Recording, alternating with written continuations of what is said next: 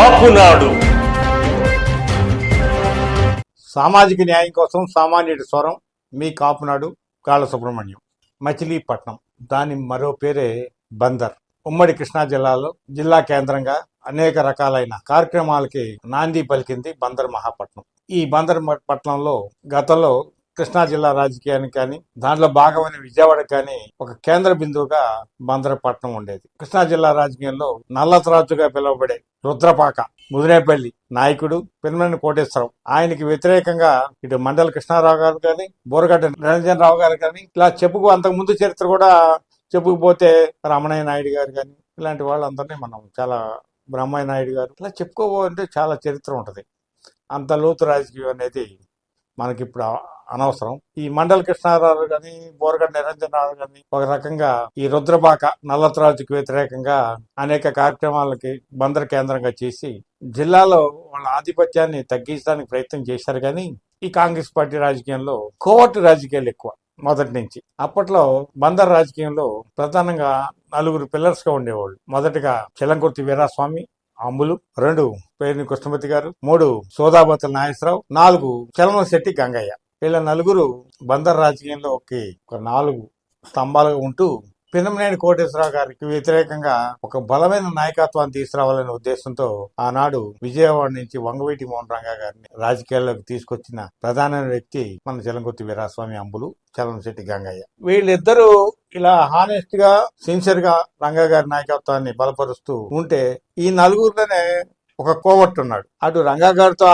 ఆత్మీయులుగా ఉంటూ ఇటు పిన్నమనేని కోటేశ్వరరావుతో కూడా ఆత్మీయంగా మెలిగేవాడు. ఆ తర్వాత వారి కొడుకులు వైసీపీలో మంత్రి చేసి, తొర్రోడ్ అనే పేరు కూడా నిక్ నేమ్ ఒకటి ఉంది. వీళ్ళందరూ మొదటి నుంచి కోవట్టు రాజకీయానికి అలవాటు పడిపోయి ఊరంతా ఒక దారి అయితే ఉలిపి కట్టతో ఒక దారి అన్నట్టు వీళ్ళు సపరేట్ గా ఉండేవాళ్ళు. అలాంటి బందరు ఈ రోజు ముఖ్యంగా విషయానికి వచ్చేస్తున్నాం. ఎందుకంటే ఇదంతా చరిత్ర, అంత లోతుగా ఇప్పుడు జనరేషన్ వంట పట్టించుకునే పొజిషన్ కూడా లేరు. అందుకే విషయంలోకి వచ్చేస్తున్నాం. కూటమి అధికారంలో రాకముందు బందర్ పట్టణంలో వైసీపీకి వ్యతిరేకంగా, ఆ పవర్ కి వ్యతిరేకంగా ఎవరైనా రోడ్డు మీద తిరగలేదా? కానీ ఇవాళ బందర్ పట్టణంలో కూటమి అధికారంలోకి వచ్చిన తర్వాత పేర్ని నాని గాని, వాడి కొడుకు కిట్టు గాని, వీళ్ళిద్దరూ ఇవాళ కూటమి నాయకత్వాన్ని ఛాలెంజ్ చేసే పరిస్థితుల్లో అక్కడ బందర్ పట్టణంలో ఉన్నదని మాట్లాడుతున్నారంటే దాన్ని మనం ఏమనుకోవాలి? ముఖ్యంగా జనసేన పార్టీలో పెద్ద మనుషులే తప్ప కార్యకర్తలను నడిపించే నాయకత్వం లేకపోవడం, వాళ్ళ పేరుని నాని అనే కిట్టు గాని మాట్లాడే మాటలు చాలా సందర్భంగా ఉన్నాయి. ఏనాడైతే రుద్రపాక రాజకీయానికి వ్యతిరేకంగా రంగా గారు బందర్ని బేస్ చేసుకుని విజయవాడ నుంచి రాజకీయం నడిపాడు, ఆ సంఘటనలను తలుచుకుంటే వాళ్ళ పట్టణాన్ని చూస్తే తలదించుకోవాల్సిన పరిస్థితి ఏర్పడింది. సౌమ్యుడు, అందరికీ కావాల్సిన వాడు కొల్లు రవీంద్ర ఇంకో రకమైన ఆలోచనలకి తావు లేకుండా చంద్రబాబు నాయుడు ఆలోచన విధానం కోసం పనిచేసేవాడే తప్ప సొంతంగా నిర్ణయాలు తీసుకుని అగ్రెసివ్ గా వెళ్లే మెంటాలిటీ కాదు. దానివల్ల ఏమైందంటే ఈ కోతి కొమ్మచ్చులు ఆడింది ఆటగా, పాడింది పాటగా తయారైంది. దీన్ని బందర్ ప్రజలారా, ఈ తండ్రి కొడుకుల అరాజకాన్ని మీరు అరికట్టగలరా, అరికట్టలేరా? ఒకసారి మీరు ఆలోచించుకోండి.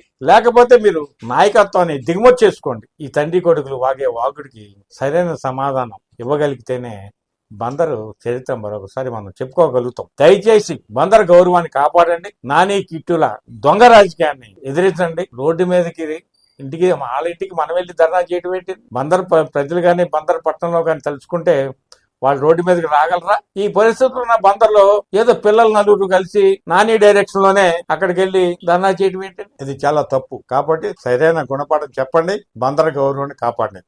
విజయవాడ కేంద్రంగా ఆంధ్రప్రదేశ్ లోని ప్రతి పార్లమెంట్ పరిధిలో కాపునాడు ఫౌండేషన్ ఆధ్వర్యంలో విద్యార్థులకు వేరువేరుగా కీర్తిశేషులు మిరియాల వెంకట్రావు స్మారక విద్యాగృహాలు అంటే కాపు విద్యాభవన్ల ఏర్పాటు జరగనుంది. 5వ తరగతిలో ఆర్థిక ఇబ్బందుల వల్ల చదువు ఆపేసిన పేద కాపు కుటుంబంలోని బాలబాలికలను గుర్తించి కాపు విద్యాభవన్ లో చేర్పించి వారిని ఉన్నత విద్యావంతులుగా తీర్చిదిద్దే బృహత్ సంకల్పంతో కాపునాడు ఫౌండేషన్ ఈ విద్యా ఉద్యమాన్ని మొదలుపెట్టింది. మన సామాజిక వర్గ భవిష్యత్ తరాల్ని విద్యార్థులుగా తీర్చిదిద్దేందుకు మీరు ఈ ఉద్యమంలో పాలు పంచుకోండి. కాపు విద్యాభవన్ ని సందర్శించి తగిన సూచనలు, సలహాలను తెలియచేయండి. యావత్ కాపు సమాజానికి కాపునాడు ఫౌండేషన్ తరఫున ఇదే మా ఆహ్వానం. సమాచారం, సహకారం అన్న నినాదంతో కాపు సమాజ అభివృద్ధిలో మీరు భాగస్వాములు కండి. కాపునాడులో సభ్యులుగా చేరండి, చేర్పించండి. Please visit www.kapunaduindia.com. Read Kapunadu Monthly Magazine.